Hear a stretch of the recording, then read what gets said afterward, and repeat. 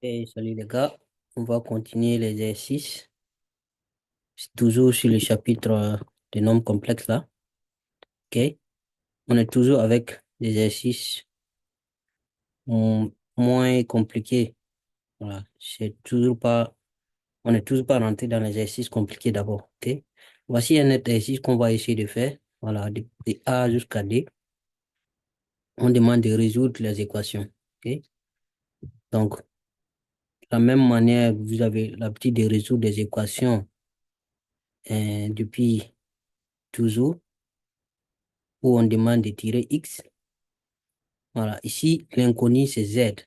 Voilà, Z, quand vous voyez, c'est la même équation, c'est la même manière dont vous avez l'habitude de résoudre depuis, on va dire, eh, le collège, depuis quatrième, troisième, seconde, tout ça là.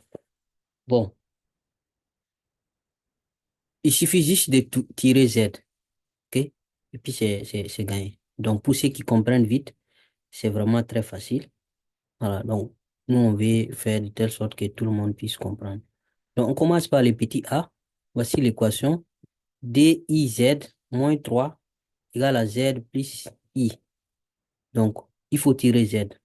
Donc, tout de suite, il faut rassembler tout ce qui a Z à part et tout ce qui n'a pas Z à part. OK? Donc, première étape, regroupons les termes en Z du même côté. Donc, on a DIZ, il y a Z ici, et puis il y a un autre Z ici. Donc, je ramène ces Z-là ici, ça va faire moins Z. Le moins 3 là, je l'amène de l'autre côté, ça va faire plus 3. Donc, si je factorise ça, factorise par Z, donc on aura Z facteur de TI moins 1.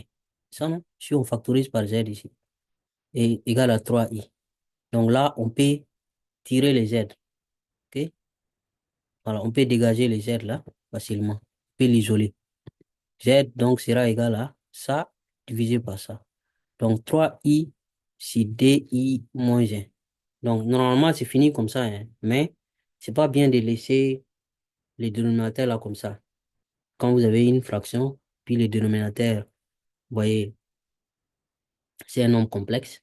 C'est pas intéressant. Donc, il faut tout de suite multiplier par le complexe conjugué. OK? Donc, on doit multiplier par le conjugué du dénominateur. DI moins 1, là, son conjugué, on change juste le signe du milieu.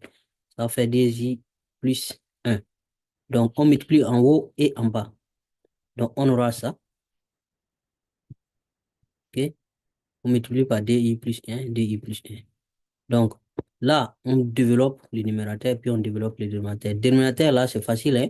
Ça va faire Et c'est comme une identité remarquable. A moins B facteur de A plus B, donc ça fait A carré moins B carré. Donc ça va faire DI au carré moins 1 au carré. Voilà. Et DI au carré là, ça va faire moins 4. OK? Parce que I au carré, ça fait moins 1.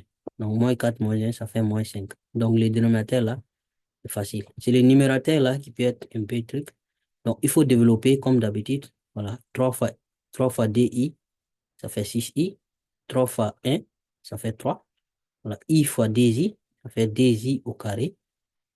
I fois 1, ça fait I. Donc, les I au carré, c'est moins 1. C'est pour cela, ici, tout ça là, ça va devenir après moins 2. Le moins 2 que vous voyez ici. Voilà. Sinon, les 6i, plus les I ici, c'est ça qui fait 7i. OK? Et le 3 qui était là, est là.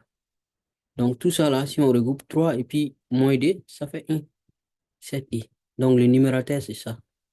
Donc, on aura ça comme numérateur. Le dénominateur, c'est 5, hein. Je vous ai dit, c'est facile.